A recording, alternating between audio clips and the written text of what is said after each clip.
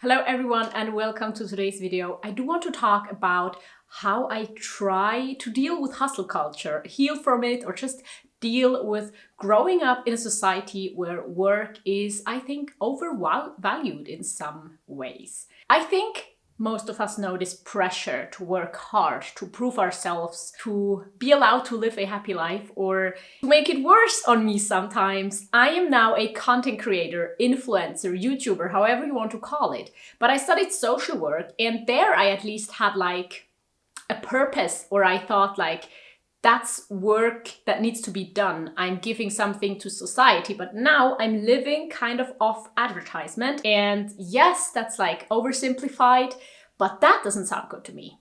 That's not like meaningful. So what I try to do during the past few years is really like uncovering layer after layer when it comes to my mindset and thoughts about work that might be more unhealthy than I thought and that are way more common than I would like them to be. So how do I try to apply minimalism to my work and work-life balance?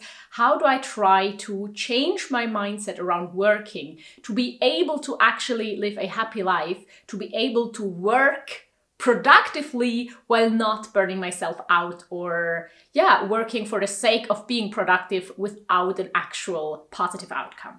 Now, I don't hate work. I don't want to retire in a few years. I think work is part of life. I think it can be meaningful and fulfilling, but I think for most of us it isn't. And for many that think, wow, I hate my work, it's just not what I want it to be, they think being self-employed would be the solution. While being self-employed can be the dream, I think for most people starting out, it's actually very exhausting because I have now for over a year, for like 1.5 years, kind of struggled to make enough money. Like it was always enough, but barely. And being self-employed, that means thinking about it every single month, worrying if the next month is gonna be enough, if my business is growing, if the rising costs for groceries and things like that, if the math will add up.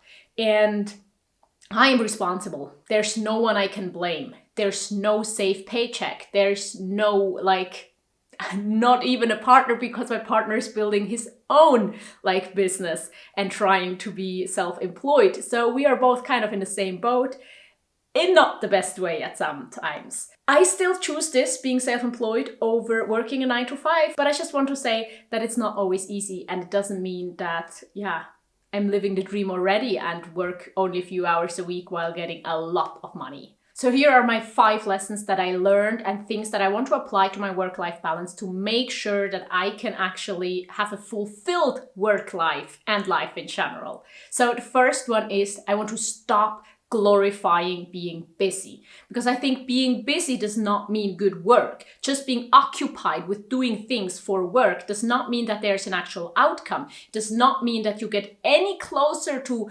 your goals, the goals of your company or anywhere. And so I think we really need to apply this quality over quantity when it comes to work. Now, I know a lot of us cannot choose their working hours. You're just paid for your hours, no matter if you work hard or not. And that can be frustrating. But as far as you can, I think it's always a good idea to make sure that you get the things done that you need to do, but also prioritize rest and breaks, and also having weekends. Being self-employed, and I hear from a lot of other people as well, we don't have weekends. Now that is something that I try to make sure that I take my weekends off. And I have to say I struggle with it, because on one hand, I think I deserve the weekends. I do want to not work on weekends. But on the other hand, I already feel guilty for not working on weekends, because I think you are trying to make this possible. You are trying to build your business. You have to put in the work. You have to grind. But that again is just the mindset that I think is so wrong. This is exactly what I don't want. I do want to have a balanced life also while building my business. I'm okay with building it small, with growing slow, but sustainably. Now, not in the environmental way, but just when it comes to me and my resources, my energy, and my potential to actually do it for several years and not burn myself out because I'm putting in so much work, because I think I need to go to the brink of breakdown if I can. The second one is I do want to change my mindset around breaks and taking time off, which of course again has to do with weekends, because I think it's like deeply engraved in my brain that taking time off or like spontaneously feeling like, oh, I just don't have the energy to work today is very lazy. And I think we're taught that it is this way, that it's lazy to not work if you're taking off like a certain amount of time, or if you're not putting in 100% of effort all the time. But I think it's normal, and it's something to be expected, and it's something to respect as well. Because maybe it just means that I need a break. Maybe it just means that sometimes I need a day off. Maybe it just means that I don't have the creativity I need right now to actually do good work. Maybe it makes more sense to take more time off to then be 100% focused when I actually have the energy and put out the work.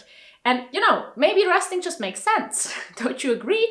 I know that, again, like many workplaces are not made for that. It's not possible to spontaneously take time off. But I think as much as we can, I think we should at least rewrite the mindset we have around that, because I think we are oftentimes not allowing ourselves to rest even if we have time off. Like I certainly know that from myself, that whenever I have a bit of time and it's like during the day, I think I should be working. And even if I'm not working, I'm at least feeling guilty that I'm not working, which then means I cannot enjoy my break. I think we should be able to enjoy breaks without feeling guilty at all. The third thing I really want to change when it comes to my mindset, and I think I'm pretty good at that, is I don't think money equals success. For me, success means living a fulfilled life. And for many parts of my life, money is not the answer to living a fulfilled life. So I want to prioritize, again, spending time in ways that I enjoy. I want to prioritize living relatively stress-free as much as possible, because of course I can't do that either completely. I want to prioritize getting enough sleep. I want to prioritize spending time with my loved ones. I want to prioritize working in a way and for a business that I'm 100% behind and that I believe in, instead of just working for money.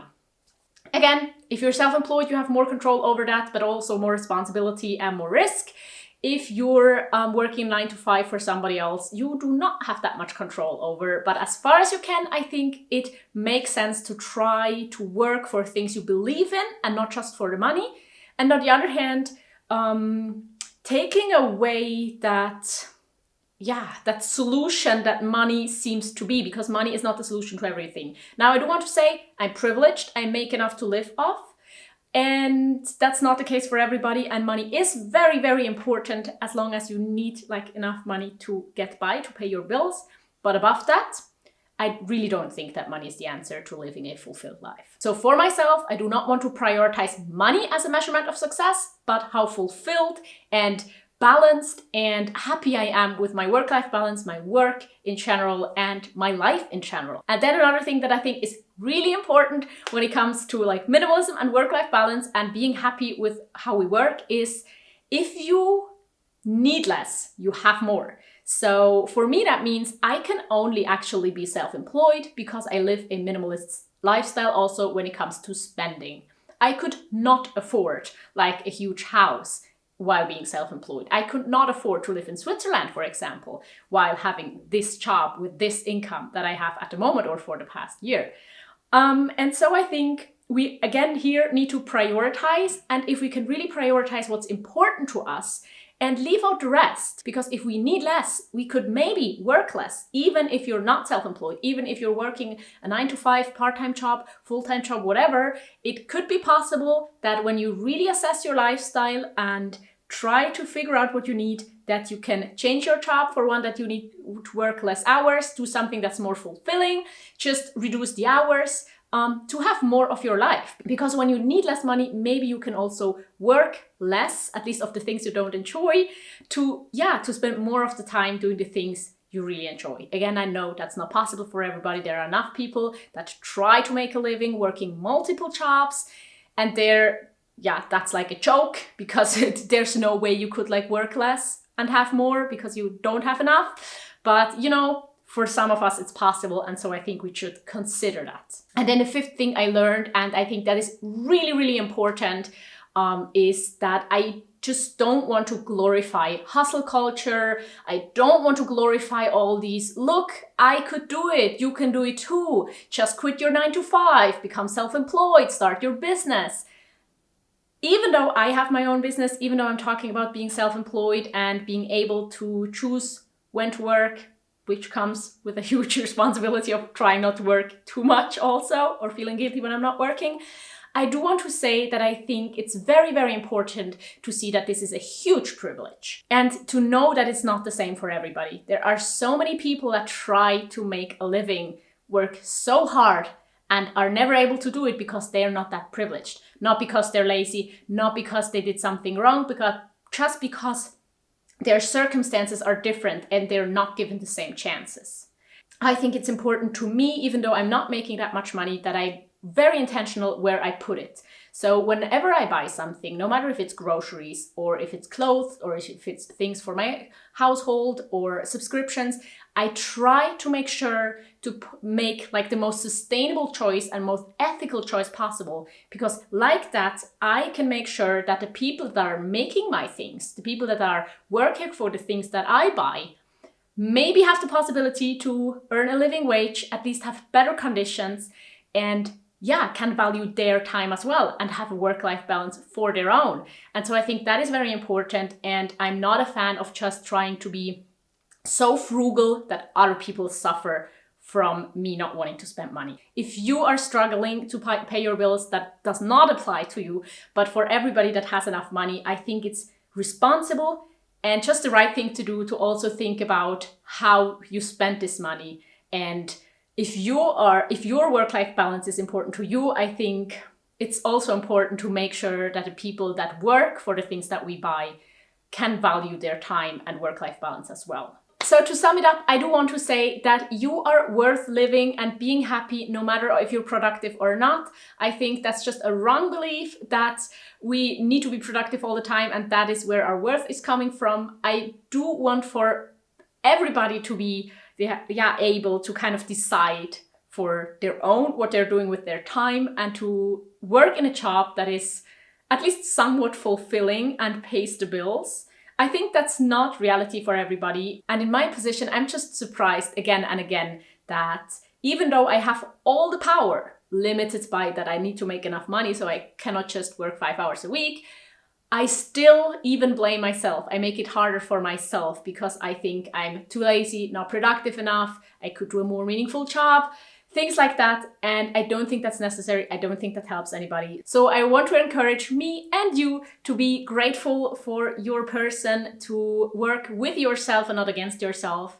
And I do hope you enjoyed this video. Now I'm going to link a video with 6 things that you can let go of to live a more happy and intentional life. And I think you're really going to enjoy it if you enjoyed this one. So I hope to see you right there. Bye!